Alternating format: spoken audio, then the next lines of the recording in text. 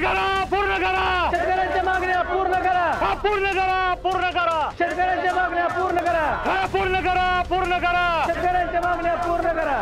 पूर्ण करा, पूर्ण करा. शेतकऱ्यांच्या मागण्या पूर्ण करा. थांबा. माझा ऐका. माझ्या शेतकरी बांधवांनो, जसं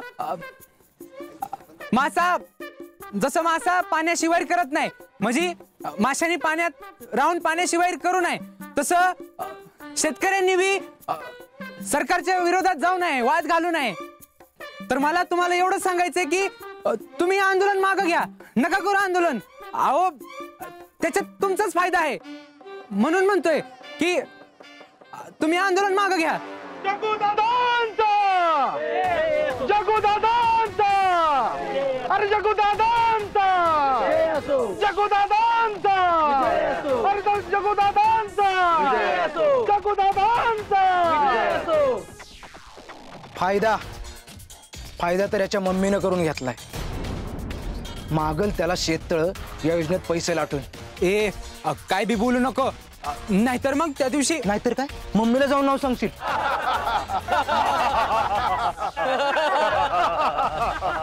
मला सांग, तू ते शेतकऱ्यांना समजावायला आलाय ना? काय माहिती तुला शेतकऱ्यांबद्दल? घसारा, तोलाई, बाजारभाव, बारदाना, यातलं काय माहिती तुला? माहितीये मला, तुला सांगायची काही गरज नाही. माझा शेतीचा मुळापर्यंत अभ्यास झालाय. बर, असतोय का मुळापर्यंत? मला सांग, तुला मुळा माहितीये का? मुळा जो आहे ना, तो जमिनी वर येतो का जमिनी खाली, एवढं तरी माहितीये का तुला? तर ते जाऊ दे, मला एवढं सांग, तुझ्या मम्मीनं आतापर्यंत किती शेतकऱ्यांचे पैसे खाल्ले, एवढं तरी माहिती? पैसे? मम्मीनं पैसे नाही खाल्ले. ते मध्ये काय झालं? बुबडी वळली वाटतं. बरं, एक काम कर, तू घरी जा आणि मम्मीला जाऊन विचार की बाई, आतापर्यंत तू किती घोटाळे केलेस. जा जा घरी जाऊन विचार. घरी जा, घरी जा. आई बोलवते. घरी जा, घरी जा. आई बोलवते. घरी जा, घरी जा. आई बोलवते. जनकल्याण पक्षाचा विजय असो. जनकल्याण पक्षाचा विजय असो. जगन्नाथांचा विजय असो. जगन्नाथांचा विजय असो. जनकल्याण पक्षाचा विजय असो. जगन्नाथांचा विजय असो. जगुदादांचा विजय असो. जगुदादांचा विजय असो. अरे थांब, शेतकऱ्याच्या प्रश्नांची उत्तर देणार होता ना तू? तो लगेच गेला मम्मीला सांगायला. जा आणि ठासून सांग तुझ्या मम्मीला की बाजार समितीत जगदीशराव पाटलांना आमची चांगलीच जिरवली म्हणून. आणि हा, आता बाजार समिती तुमच्या हातात राहत नसते. जगुदादांचा जगुदादांचा जगुदादांचा जगुदादांचा जगुदादांचा.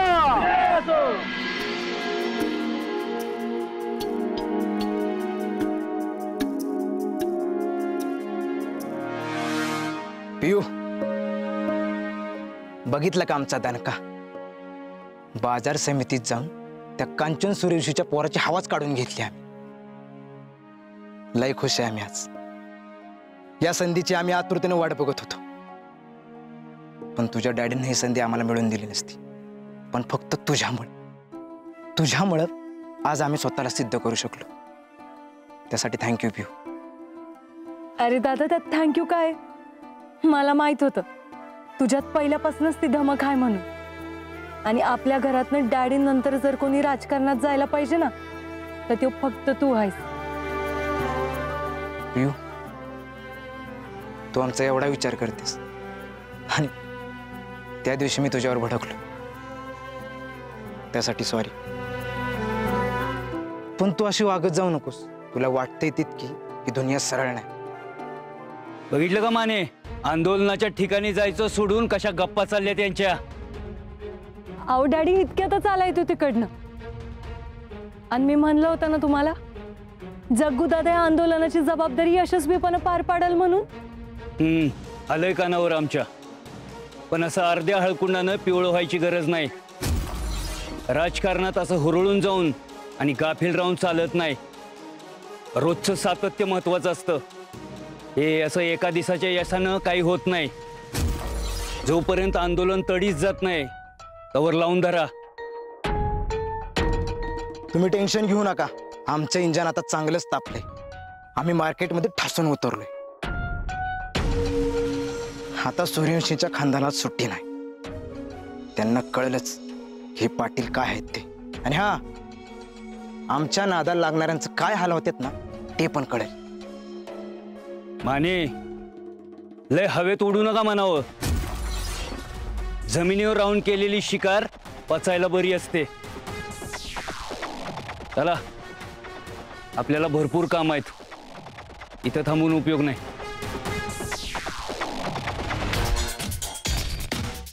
शिकार तर आम्ही करणारच, ती बी आमच्या पद्धतीनं. तुम्हाला कळेलच. दादा मी आलेच. येऊ थांब.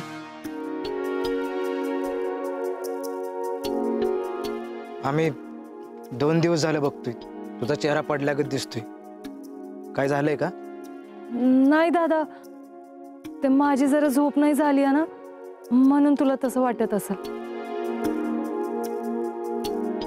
व्हायचा आराम करते मी.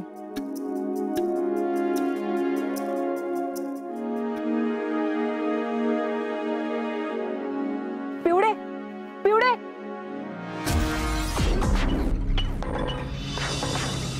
ती पियू तिच्या रूम मध्ये गेली. जा. वैशा थांब. आम्ही 2 दिवस झालं बघतोय, पियूचा चेहरा पडल्यागत दिसतोय. आमच्यावर नाराज आहे का ती? काय झालंय का? आहो दादा, ते तुमच्यावर का रागवल? उलट तिचा लय जीव आहे तुमच्यावर. आमच्यावर नाही म्हणजे नक्कीच कांचन सूर्यवंशीच्या पुतण्याने इथं येऊन जेव काय राडा घातला त्यावर नाराज असणार. त्याला आम्ही सुट्टी देणार नाही. सगळा हिशेब लक्षात आहे त्याचा आमच्या. नाही एक दिवस त्याला व्याजासकट मुद्दल वापस केली तर नावाचं जगदीशराव पाटील नाही आम्ही. अहो दादा, मला तरी असं वाटतंय की तिला हितनं बाहेर पडायची लय गरज आहे बघा. सारखं सारखं घरी राहून राहून तिच्या डोक्यात सारखं सारखं तेच विचार येत असतील ना, म्हणून. जग्गू दादा, तुमची काय हरकत नसेल तर मी पिऊला माझ्या घरात 2 दिवसांसाठी घेऊन जाऊ का? म्हणजे तिच्या डोक्यात विचार बी येणार नाहीत आणि तिला लय बरं वाटेल आणि ती टेन्शन बी घेणार नाही, म्हणून. नाही नको. एक काम कर, तुम्ही दोघी आमच्या फार्म हाऊसवर जावा. 2 दिवस तिथंच थांबा, म्हणजे तिचं टेन्शन कमी होईल. होय दादा, चालतंय.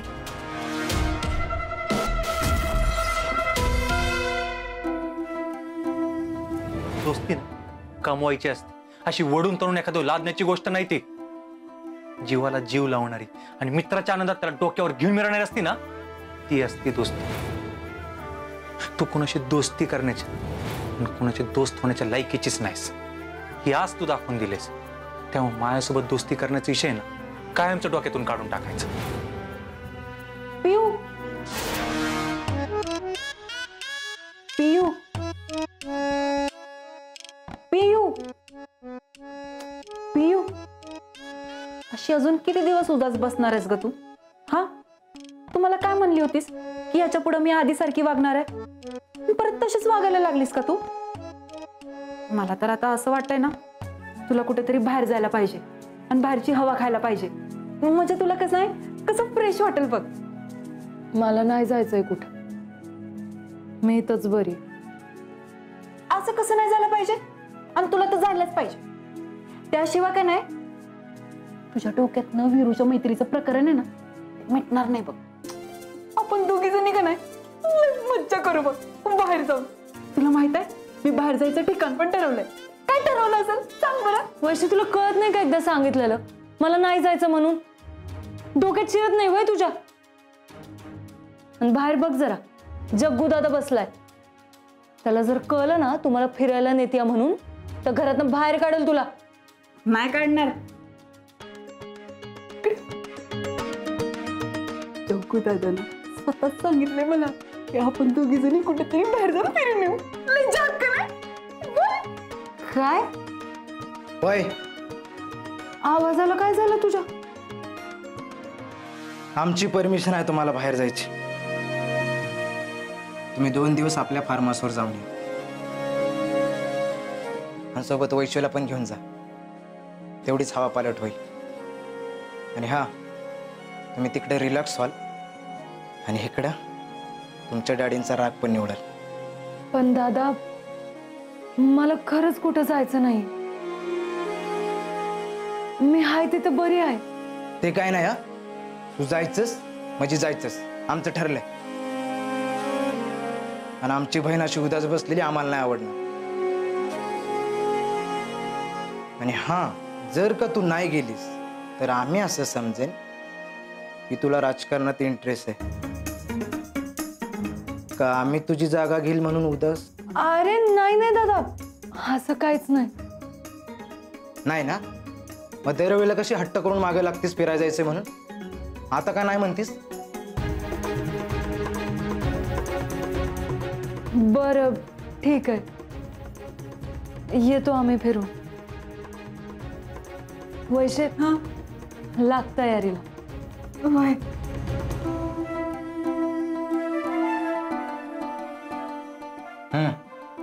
आता उद्याच बसू नका, आवरायला घ्या. होय दादा.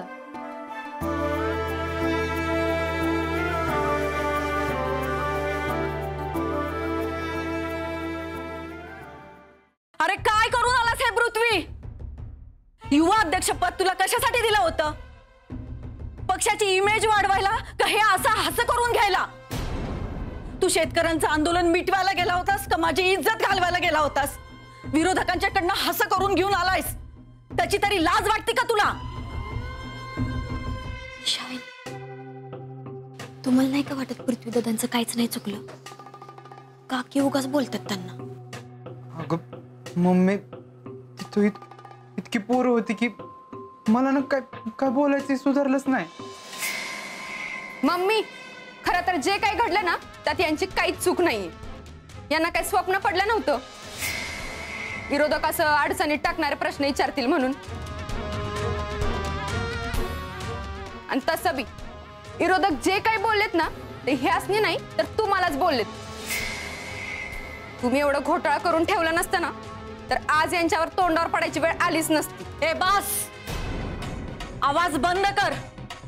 एक शब्द जरी पुढे बोललीस ना थोबड फोडीन बघ. मी काय केलंय आणि काय नाही हे मला माहितीये, हे सांगायची तू गरज नाहीये. पृथ्वी, हिला आत घेऊन जा, नाहीतर हिला कायमची बाहेर काढीन मी.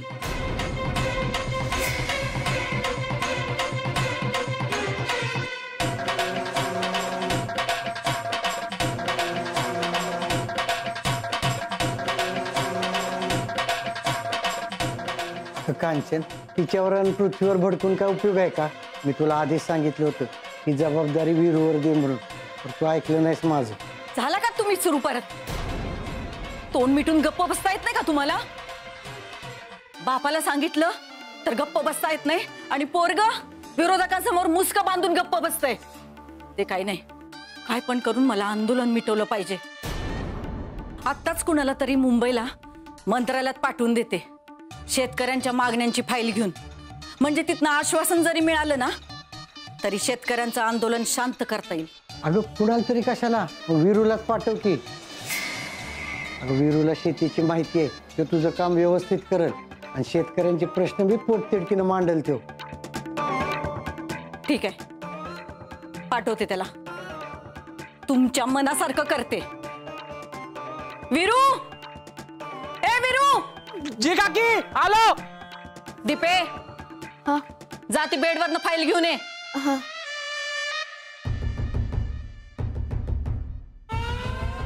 बोला की काकी.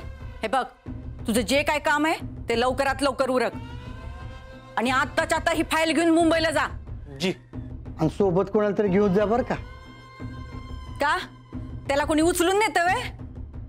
काय गरज नाही कुणाला सोबतीला घेऊन जायची. मी काय करणार आहे हे कुणालाच कळता कामा नाही. काकी जी काकी. जा लाग तयारीला. हा हा जातो.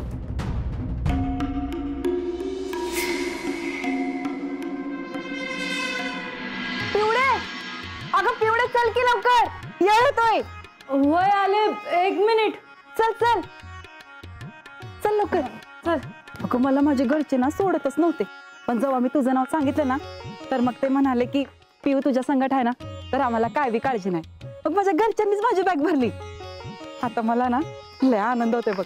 एवढ्या दिवसातून आपण घराच्या बाहेर जाणार आहे. लय मजा करू आपण. झाली का तयारी? हो दादा झाली. तिकडे फार्म हाऊसवर काम करणारं सिद्धूला आम्ही सांगून ठेवलंय की तुमची सगळी सोय करायला. तुम्हाला काय हवंय नकोय ते सगळं त्याला सांगायचं. नाहीतर एक काम करा, सोबत लखन आणि कांत्याला पण घेऊन जावा, म्हणजे तुम्हाला काहीच अडचण येणार नाही. अरे नाही दादा, त्याची काय बी गरज नाही. आम्ही दोघे जाऊ व्यवस्थित. आणि असं बी किती लांब आहे ती. चल वैशू. होय येतो दादा. 1 मिनिट थांबा. ही चावी घ्या. तुमच्या बॅग आमच्या गाडीत ठेवल्यात. गाडी घेऊन जा, मजा करा. थँक्यू दादा. येतो आम्ही. या.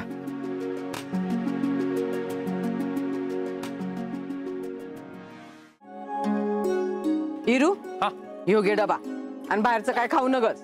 हा आणि काम झालं की लोक घरला ये. आता किती काळजी करशील हा? तू नको टेन्शन घेऊस. मी व्यवस्थित जातो आणि व्यवस्थित येतो. विरू, अरे मी काय म्हणतोय, मला बी आज तसं काही इथं काम नाही. मी येऊ का तुझ्या जोडीला? अरे म्हणजे तुला बी सोबत होईल आणि मला मुंबई बघता येईल. नको नको. आता आधीच काकीने सांगितले कोणाला सोबत नेऊ नकोस, एकटाच जा म्हणून. काकीला जर कळलं ना मामा सोबत आल्यात तर उगीच भडकतील त्यांच्यावर. आधीच आहे ना त्या आंदोलना प्रकारामुळे ना काकी राग करते. अरे पोरा, पण इतक्याला आमचा प्रवास आहे, तू एकटा कसा जाणार रे? आहे का आता? अगं आई मी का आता बार काय होय? हा तू नको टेन्शन घेऊ, मी येतो जाऊन. सावकाश जा रे पोरा. अगं तू नको काळजी करू. वीर भैया, तू मुंबईला चाललायस होय? अरे नाग्या म्हणलं मुंबईला चाललाय म्हणून. त्यो त्या नागेच्या पोटात नाही काय राहत नाही बघ. अरे मला मामाच्या गावाला जायचं होतं, जाता जाता सोड की. नाही बाबा, काकीने मला एकट्याला जायला सांगितले. लय महत्वाचं सिक्रेट काम आहे. अरे मी मुंबईला कुठे येतोय दाबा? इथं जाता जाता वाटत तर सोडायचं. आई तुम्ही तरी सांगा की हो. अरे इरू, जा की घेऊन त्याला, तेवढीच तुला सोबत होईल. चल. हा चल, बॅग दे मला. नको नको, माझं वजन मी घेतो. हा आई येत. सावकाश जा रे.